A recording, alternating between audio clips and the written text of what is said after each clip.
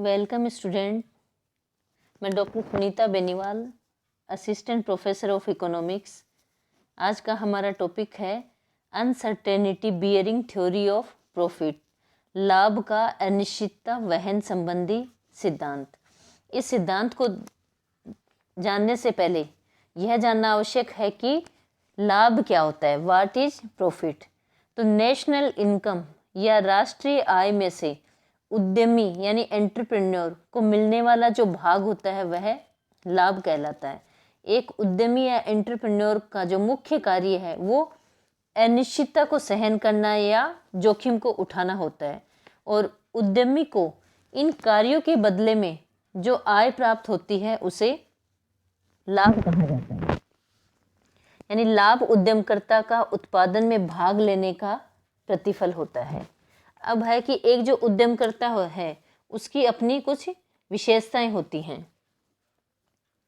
जैसे एक उद्यमकर्ता या एंटरप्रेन्योर के अभाव में हम उत्पादन के साधन हैं उनको काम में नहीं ले सकते। दूसरा, जैसे उत्पादन के अन्य साधन है, भूमि है, श्रम है, पूंजी है, इनको प्रतिफल देकर या रिटर्न देकर खरीदा जा सकता है, लेकिन उद्यमकर्ता को उसका पारिश्रमिक देकर नहीं खरीदा जा सकता। और यही कारण है कि उद्यमकर्ता अन्य साधनों के जैसा नहीं होता है। उद्यमकर्ता लागत व लाभ के संबंध में अपने अनुमान लगाता है, लेकिन उसके जो अनुमान है वो लाभ के संबंध में सही या गलत निकल सकते हैं। अतः उद्यमकर्ता को क्या होता है, कई अनिश्चितताओं का सामना करना पड़ता है। उत्पादन की मात्रा है और कीमत के निर्धारण की प्रक्रिया में ये अनिश्चितताएं पाई जाती हैं। उद्यमकर्ता कभी यह निश्चित रूप से नहीं कह सकता कि उसे लाभ होगा या हानि होगी। अंत में यह भी स्पष्ट है कि उद्यमकर्ता को नुकसान होने पर उसका जो रिटर्न या प्रतिफल है वो नेगेटिव होता है, लेकिन अन्य साधनों का जो प्रतिफल होता है वो सदैव ही धनात्मक होता है। तो ये तो हमने देखा लाभ का कॉन्सेप्ट क्या होता है, और आज हम देख रहे हैं uncertainty bearing theory of profit, लाभ का अनिश्चितता सिद्धांत। लाभ का अनिश्चितता वहन संबंधी सिद्धांत शिकागो विश्वविद्यालय के प्रोफेसर F.H. नाइट ने प्रस्तुत किया था, और उन्होंने क्या कहा था कि लाभ का कारण अबीमा योग्य जोखिमों को उठाना है अथवा अनिश्चितता को झेलना है। जिन जोखिमों का बीमा नहीं किया जा सकता उन्हें अबीमा योग्य जोखिम कहते हैं। तो जिनका बीमा नहीं हो सकता यानी उनमें क्या है, अनिश्चितता है। तो लाभ का मुख्य कारण क्या है, अनिश्चितता को झेलना है। प्रोफेसर नाइट के अनुसार जोखिम और अनिश्चितता में भी अंतर होता है। अनिश्चितता में तो कंपल्सरी या अनिवार्य रूप से जोखिम शामिल होते हैं, लेकिन सभी जोखिमों में अनिश्चितता नहीं होती है। और जो बीमा योग्य जोखिम है उनमें तो अनिश्चितता पाई नहीं जाती है। नेक्स्ट है अबीमा योग्य जो जोखिम है उनकी प्रकृति या नेचर किस तरह का होता है। बीमा योग्य जो जोखिम होते हैं उनमें अनिश्चितता बिल्कुल नहीं पाई जाती। जैसे उद्यमकर्ता है वो बीमा कंपनियों को प्रीमियम देकर इस जोखिम से मुक्त हो जाता है, जैसे कि आग है, मृत्यु है, चोरी है, दुर्घटना है आदि का बीमा करवाया जा सकता है। उद्यमकर्ता जो है वो उत्पादन लागत या पूर्ति के संबंध में तो अनुमान लगा सकता है, लेकिन मांग की दशाओं का जो अनुमान लगाने का जो कार्य है वो काफी कठिन होता है।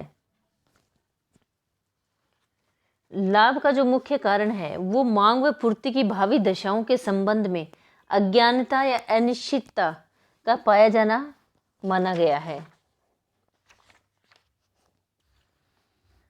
एक उद्यमकर्ता जो है वो उत्पादन के साधनों की सेवाएं जुटाने और उत्पादित माल की बिक्री करने के बीच में जो काफ़ी समय हो जाता है उसके बीच में मांग की दशाएं बदल सकती हैं। तो मांग और पूर्ति में असंतुलन होने की वजह से उद्यमकर्ता को मुनाफा भी हो सकता है और घाटा भी हो सकता है। तो नाइट के अनुसार मुनाफे का मुख्य जो कारण है वो मांग व पूर्ति की भावी दशाओं के संबंध में अज्ञानता या अनिश्चितता का पाया जाना माना गया है। व्यावसायिक हानियों या घाटों का बीमा करवाना भी संभव नहीं हो पाता है। तो ये है अबीमा योग्य जोखिमों की प्रकृति। अब है अबीमा योग्य जो जोखिम होते हैं उनके हम प्रकार देखेंगे।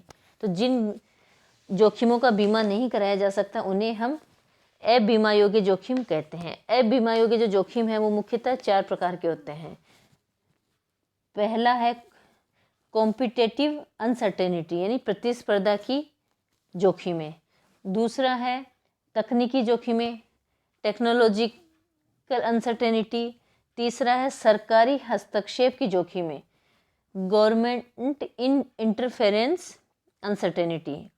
और फोर्थ है व्यावसायिक तेजी या बिजनेस साइकिल, व्यापार चक्र जो हैं उनकी वजह से भी अबीमा योग्य जोखिमें आती हैं।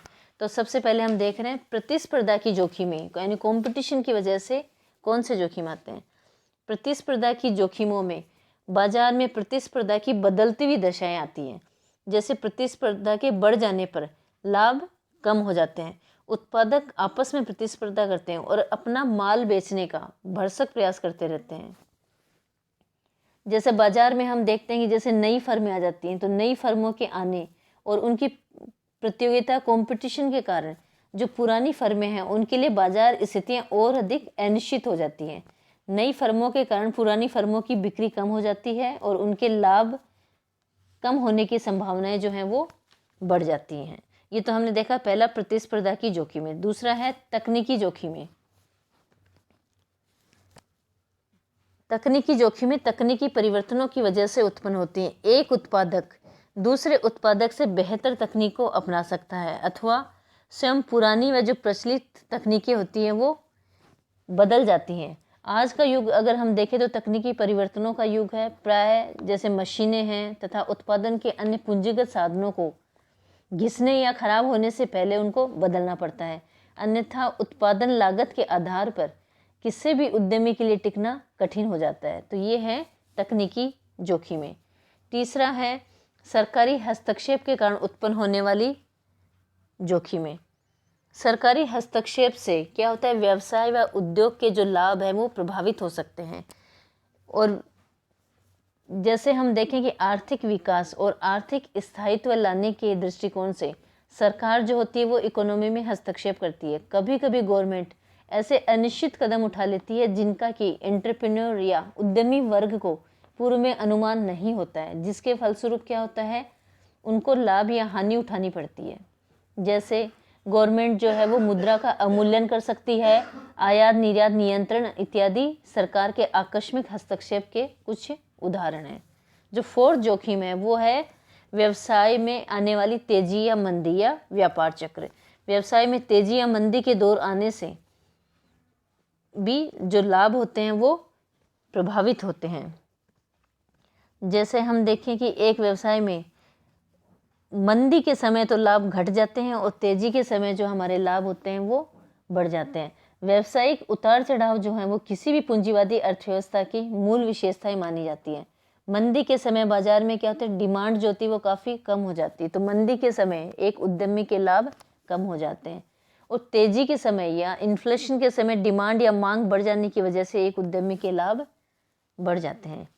इस तरह से अनिश्चितता को उठाना एक उद्यमकर्ता या एंटरप्रेन्योर का एक प्रमुख कार्य माने जाने लगा है। प्रोफेसर बोल्डिंग ने भी लाभ के अनिश्चितता वहन सिद्धांत का ही समर्थन किया है। तो ये तो हमने देखा है लाभ का अनिश्चितता वहन सिद्धांत। अब हम देखेंगे इस सिद्धांत की आलोचनाएं।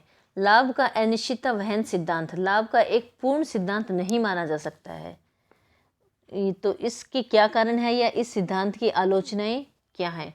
उद्यमकर्ता विभिन्न उत्पादन के साधनों में परस्पर समन्वय स्थापित करने का कार्य भी करता है और उसकी व्यावसायिक जो योग्यता होती है उसका भी उसकी लाभ की मात्रा के ऊपर प्रभाव पड़ता है, जिसे कि इस सिद्धांत में शामिल नहीं किया गया है। अनिश्चितता के अलावा लाभ के लिए अन्य परिस्थितियां भी जिम्मेदार है जिनका उल्लेख इस सिद्धांत में नहीं किया, जैसे कि मोनोपोली या एकाधिकार है, नवीन पद्धतियों का उपयोग है आदि भी प्रभावी हो सकती हैं। अनिश्चितता को मापना काफ़ी कठिन काम होता है, इसलिए लाभ को ज्ञात करना भी काफ़ी कठिन हो जाता है। कभी कभी अनिश्चितता वहन करने के बावजूद भी जो उद्यमी या साहसी है उसको घाटा उठाना पड़ जाता है, जो सिद्धांत की सहायता से नहीं समझाया जा सकता है। अब है जो लाभ का अनिश्चितता वहन सिद्धांत है उसके गुण या लाभ क्या है। लाभ का अनिश्चितता वहन जो सिद्धांत है वो एक व्यवहारिक सिद्धांत है। Professor A.K. दास गुप्ता ने भी अनिश्चितता को आर्थिक प्रणाली का एक स्थायी लक्षण माना है। इस आधार पर हम देखते हैं कि जो लाभ का अनिश्चितता वहन संबंधी सिद्धांत है वो व्यवहार में लागू होता है। निष्कर्षतः हम क्या कहेंगे कि लाभ का अनिश्चितता वहन संबंधी जो सिद्धांत है वो लाभ का एक महत्वपूर्ण सिद्धांत है। Thank you.